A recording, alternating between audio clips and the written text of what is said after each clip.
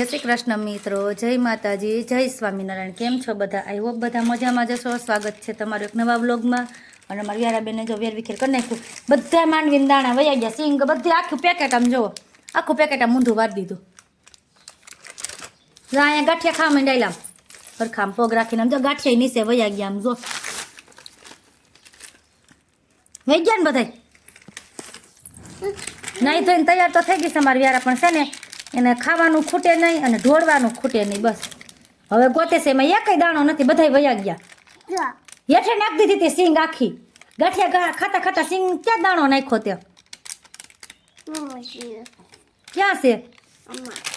ગોતે છે સિંગ બધી ઢોળી નાખી નીચે ને યો એમાં આવે આમ જોતો, આમાં તું કેવી લખશો? આમ જોતો નયું નયું કલરનું ટી શર્ટ પહેર્યું, સમજો કેવું છે? કલર છે ને, કેવો કલર છે? Pink colour. બીજો કલર એક પિંક કલર છે। ટી શર્ટ કેવા કલરનું છે? આ કેવા કલરનું છે ટી શર્ટ? પિંક નથી, હરખું જો કેવો છે? સફેદ કલર કેવો કહેવાય?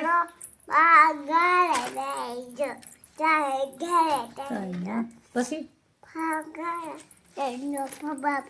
તગડે તૈન પછી શું આવે?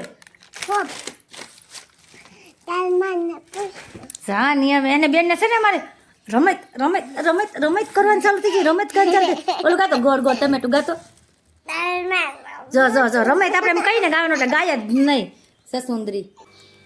હેલો મિત્રો, જો આપણે બનાવવાના છે દાળ ભાત અત્યારે, અને તમે જોવો છો કે આ મુખ્યમંત્રી માતૃશક્તિ યોજના તુવેર દાળ, અને આમ જો દાળો એટલી મસ્ત છે ને, તેલ ચડાવેલી હો। આમ જુઓ, ઘણા લોકો કહેતા હોય કે આંગણવાડીમાંથી વસ્તુ સારી ન આવે, પણ અમારી યારાબેનને પેકેટ આવે, ચણા આવે, દાળ આવે, અને હમણાં જો દાળ આવી છે ને એટલી મસ્ત છે ને, અત્યારે મારે બનાવવાના છે દાળ ભાત। મેં તો લઈ ડાયરેક્ટ આ દાળ તો છે જ ઘરમાં, પણ મેં તો ડાયરેક્ટ આનો જ ઉપયોગ કરો છું। પેકેટ આવ્યા છે ને તો શું થયું તને? આ દાળના પેકેટ કોને આવે છે? પપ્પાને આવે, તારે આવે, આપણે લેવા જાય છે ને ઓલ પડે। તું ભણવા ક્યાં જતી હોય? તાર ભણવા જવું હોય ને રોજ એમ કહેતી હોય ને અમારે યારાબેનના પેકેટ લેવા જાય ને તેમ કે મમ્મા મારે ભણવા જવું છે। અને અહીંયા બધી વસ્તુ આંગણવાડીમાં આવે ને અમારે સરસ જ આવે। યારાબેનને જે પેકેટ આવે ને દાળ ચણા, અને એને જે બાલભોગના પેકેટ આવે ને એ બાલભોગના પેકેટ બહુ મસ્ત આવે છે બાલ શક્તિના। કેમ યારો?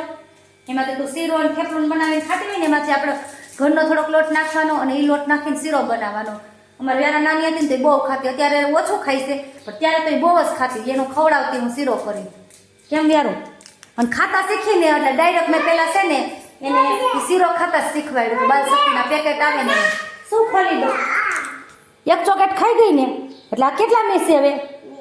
2 ખાવાની। કોણે કીધું? કોને કીધું તને? પપ્પાએ કીધું તું? હાલ પપ્પાને ફોન કરું પપ્પાને ફોન? હા વાળી, તમે કોમેન્ટ કરીને કહેજો તમારા છોકરા નાના હોય તો તમારે પેકેટ આવે છે કેવા આવે છે, સારા કે નહીં? એમાં બધી વસ્તુ બહુ મસ્ત આવે છે। ઘણા લોકોને ન ગમતું હોય કે આંગણવાડીનું પેકેટ આવે, ખવાય ન ખવાય, પણ અમે તો રેગ્યુલર ખાઈ જ છે દાળ ચણા ને બાલ શક્તિના પેકેટ। પણ જો તમને અત્યારે હું બતાવું છું વિડીયોમાં કેવી મસ્ત દાળ આવી છે। હેલો મિત્રો, જો ચૂલે આપણા આજ ભાત ઓહાવાના નથી, બેઠા ભાત કરવાના છે। જો મસ્ત એવા ચડે છે, થોડુંક એવું પાણી સાડી બળી જાય એટલે નીચે ઉતારી આપણે મૂકી દઈએ તાવડી, અને તાવડી જો મારે તૂટી ગયા છે થોડીક એટલી, અને બનાવવાની છે અમારે રોટલી। અને અમારે વ્યારાબેનને જો અહીંયા ભાત આપ્યા ને તમે જો એટલા ઢોળી નાખ્યા। ખાવા છે તો કેમ ખાતી નથી? આખું ભરવું છે પણ ખાવું નથી, અને વેરવું છે, આખા નહીં મળે, એટલા ફિનિશ કરીને પછી મળશે। હાથ થાય ધૂળવાળા, કેમ ખબર નથી પડતી? સોટલીમાં ભાત સોટી ગયા છો, સોટલીમાં। ચાલો મિત્રો, તો ચૂલાના ભાત ખાવા। દાળ તો અમે બનાવી નાખી ગયા છે। અને શું આખા ફત કેટલા હતા? હા કેટલા હતા? કેટલા પણ? 1 3 4 5 6 એ કેટલા થઈ? 4 થઈ। આવું ભણતર કોને શીખવાડ્યું?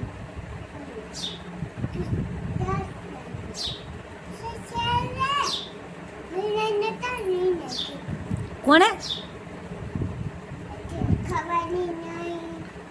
શું ખાવાની નહીં?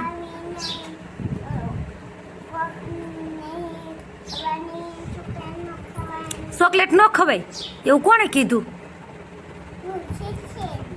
જજેવા લઈ તો ટીચરે કી ટીચરે? તું ભણવા જાશો એ ટીચરે કીધું? કે દીધું ભણવા ગઈ? હે તું બાન ઘર ગઈ હતી ત્યાં ભણવા ગઈ હતી ત્યાં ટીચરે કીધું? તું કેટલા દી ભણવા ગઈ હતી? બાન ઘરે ગઈ હતી? કી ગામ?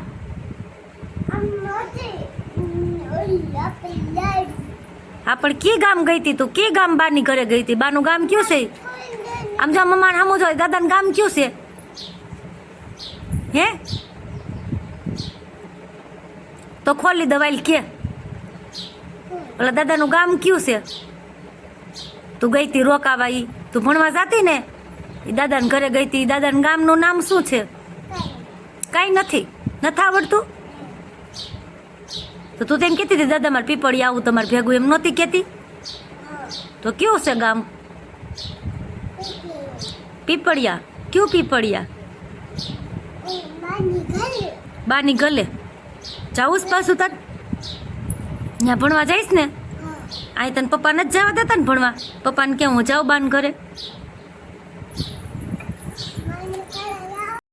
હેલો મિત્રો, જો સાંજનું આપણું જમવાનું થઈ ગયું છે તૈયાર અને મસ્ત એવું આપણું ભીંડાનું શાક બની ગયું છે. પહેલી વખત આજ ભીંડો ઉતર્યો હતો તો એનું બનાવ્યું છે અને રોટલી ને બાજરાનો રોટલો ને એવું તૈયાર થઈ ગયું. તો ચાલો બધા પહોંચી જાઓ ભીંડાનું શાક, બાજરાનો રોટલો અને ઘઉંની રોટલી ખાવા.